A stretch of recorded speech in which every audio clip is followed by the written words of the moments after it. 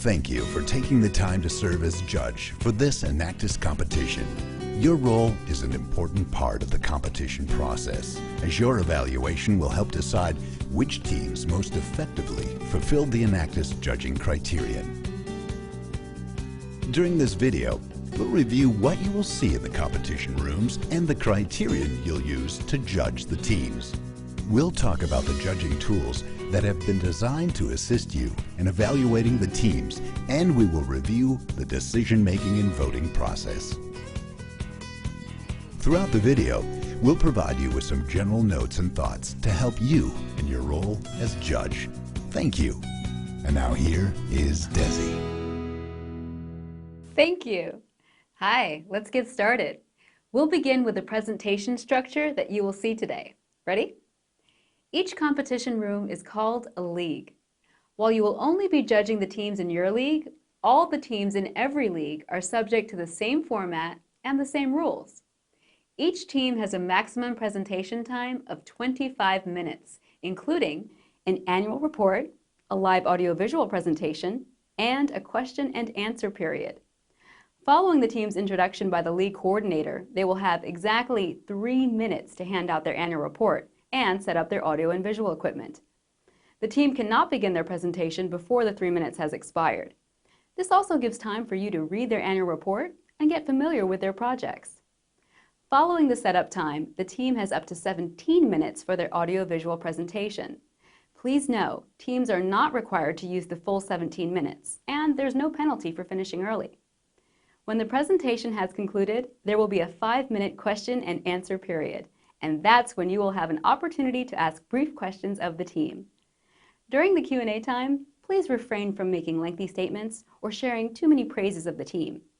Time is limited, and other judges may have questions, so please focus your remarks on asking concise or clarifying questions directly related to the team and its activities. Please know, in addition to their annual report, teams are invited to distribute a membership directory, also referred to as a team bio. However, they are not allowed to distribute any other materials to the judges. If a team chooses to display materials during their presentation, the judges are asked not to touch or keep the displayed materials. If you have questions about the presentation structure, please feel free to speak to the league coordinator or an Enactus staff member during the break.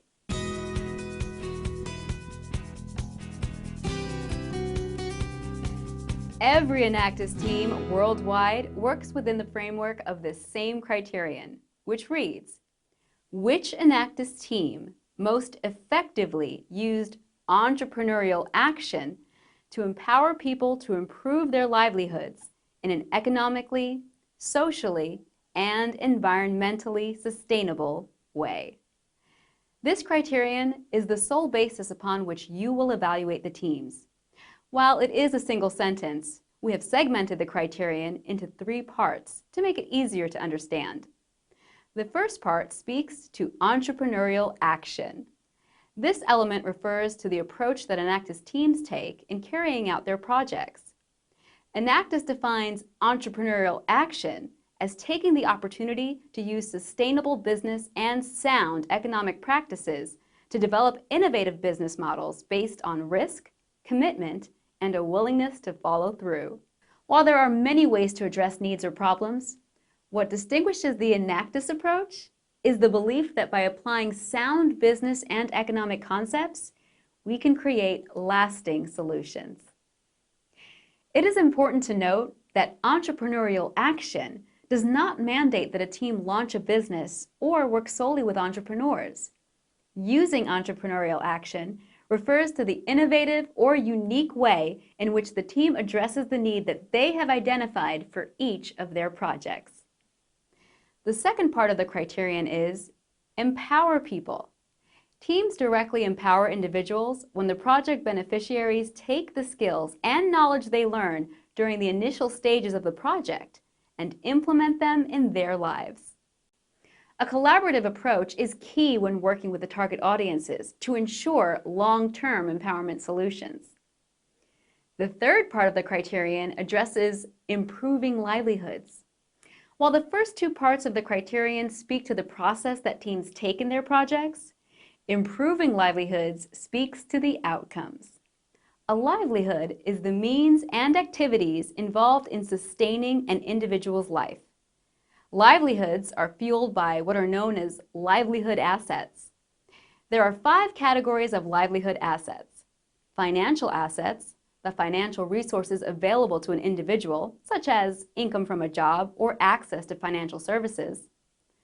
Social assets, involving participation in networks, communities, and relationships. Natural assets, the natural resources available to an individual, such as air, water, or land. Physical assets, basic infrastructure and goods, such as shelter, transportation, water supply, sanitation, or energy. Human assets, the skills, knowledge, and ability to work needed to pursue desired outcomes. Livelihood strategies are the methods and processes used to transform those livelihood assets into outcomes. Successful Enactus projects investigate the livelihood assets and strategies currently being used by the target audience during the initial needs assessment. Teams should then work with the target audience to take an entrepreneurial approach to improve the current strategies or develop new sustainable strategies.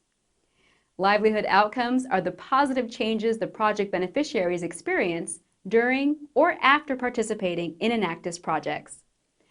Livelihood outcomes are not always income-based.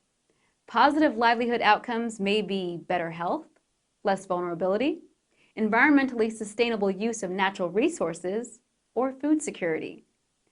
In order to understand and evaluate the current livelihood assets, strategies, and desired outcomes, the team must conduct a needs assessment with the target audience before they begin the project. A needs assessment requires communication, understanding, and challenging long-standing assumptions about what outcomes people need. Teams should communicate to you what they learned from their needs assessment and how they took that information into account when designing the project. It is also the responsibility of the team to explain to you the tools they used to assess improved livelihoods for the target audience. During the needs assessment, teams should identify and benchmark the asset categories addressed by the project. This helps the team determine key output and outcome metrics for their projects. Teams may then use these asset categories and outcomes to tell the story of how they used entrepreneurial action to empower people. It is not mandated that every one of their projects address all of the asset categories. It is also not mandated that each team do projects to address each asset category individually. Instead, the categories are a means of looking holistically at the outcomes of the project. Definitions and a list of the livelihood assets can be found in your Judge Handbook. The final section of the judging criterion is economically, socially, and environmentally sustainable. This is in reference to the triple bottom line concept, also known as people, profit, and planet, and is meant to illustrate that for a project or initiative to be truly effective and sustainable, it must make sense economically as well as socially and environmentally. When presenting to you, the teams should show that they considered these 3 factors for each project and that no negative impact occurred in any of these areas. Before we review the judging tools, there are a few supporting thoughts that we want to provide you with that should assist you during the judging process. First, let's talk about evaluating the outcome of the team's projects. While some teams may present the results of pre- and post-tests or surveys from their projects, we are asking you to look for results beyond just outputs. If, for example, the results of a survey prove positive change in the target audience's knowledge or skill set, then the question you might ask is, what then? How did these people apply that knowledge to improve their livelihoods? And how was the team able to measure this effectively? The teams should demonstrate concrete outcomes and empowerment, not just outputs, were achieved by their target audience for each of their projects.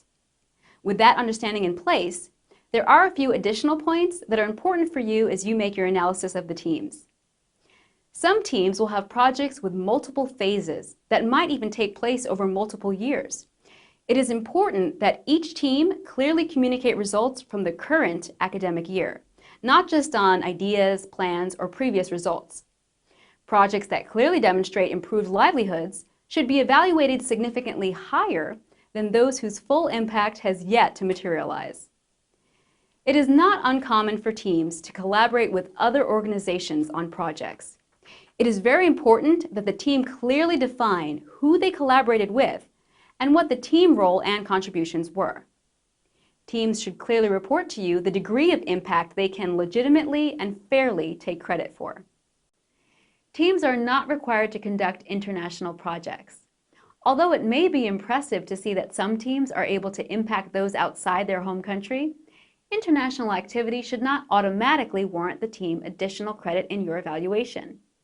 Your focus should always be on the relevance, depth, and meaningful impact of the project, regardless of it being international or in the team's home country.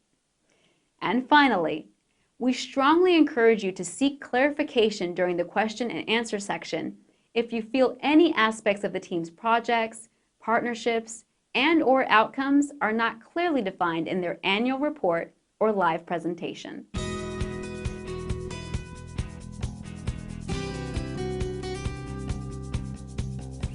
The Judge Handbook is designed to help you through the evaluation process of each team.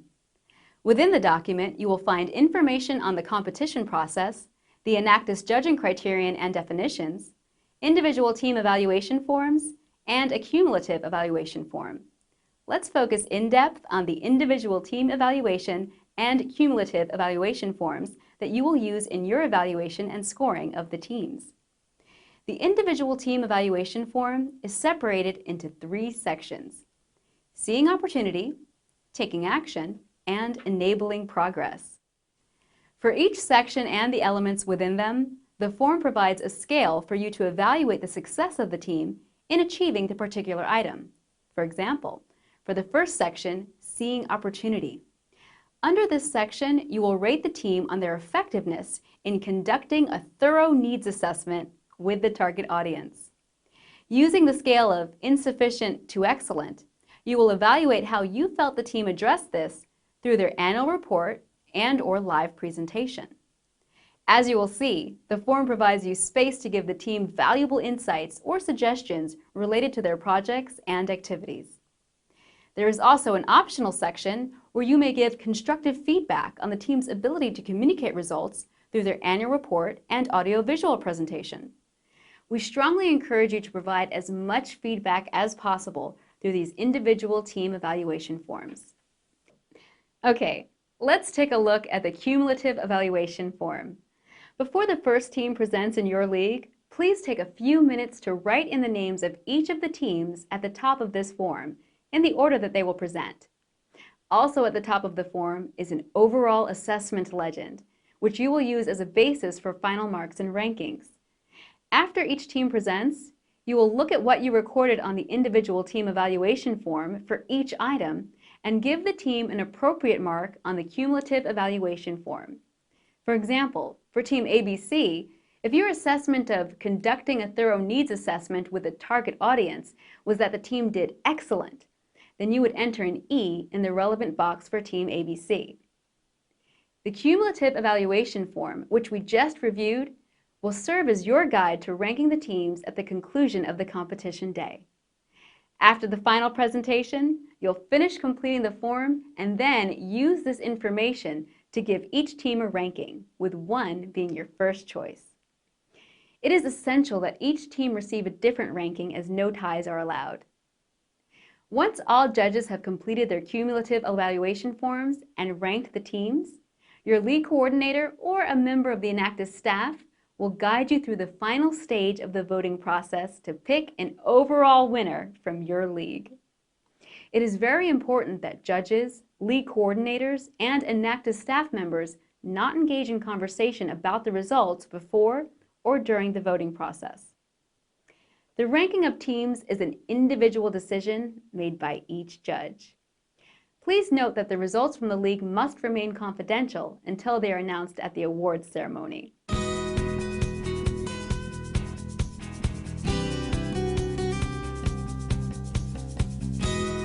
So, we've covered the presentation structure, judging criterion, judging tools, and voting process hopefully you are now feeling very comfortable with the role you will play as a judge of an Enactus competition.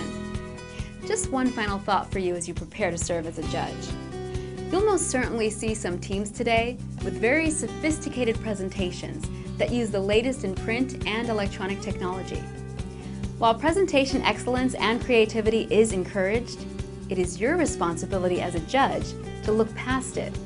And just remember, your sole evaluation as a judge is simply, which Enactus team most effectively used entrepreneurial action to empower people to improve their livelihoods in an economically, socially, and environmentally sustainable way. We're grateful for the time you are taking to serve as a judge. I will turn it back over to the Enactus representative leading this orientation for a few details about the day. So, thanks again. I hope you enjoy your experience.